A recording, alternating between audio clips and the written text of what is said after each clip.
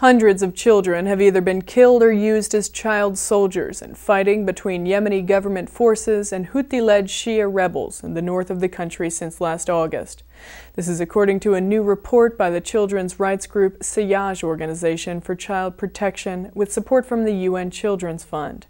It says some 89,000 children have been forced to flee their homes with their families, while, quote, 187 children were killed, 402 exploited as soldiers by Houthis, and another 282 recruited by pro-government local militias. This news comes as the Pentagon has approved $150 million in military aid to Yemen, more than double the amount of U.S. taxpayer aid to Yemen last year, which will pay for military equipment and more training for Yemeni forces.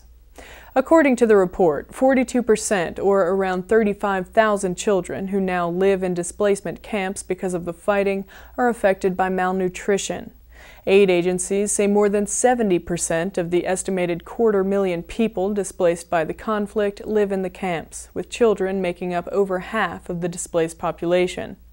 UNICEF child protection specialist George Abu Al-Zulaf told UN news agency IRIN that most of the laws regarding child rights don't seem to have been respected during the fighting.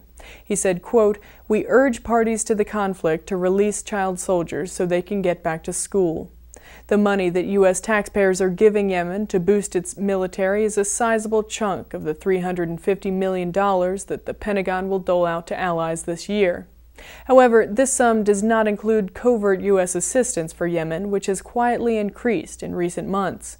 U.S. Defense Secretary Robert Gates said earlier this month that aid to Yemen was a priority, telling Congress, quote, "It's obvious to us that helping Yemen's leaders build their own capabilities in lieu of eventually perhaps having to have U.S. forces present on the ground in substantial numbers, or doing this ourselves, is clearly much cheaper and much better for us."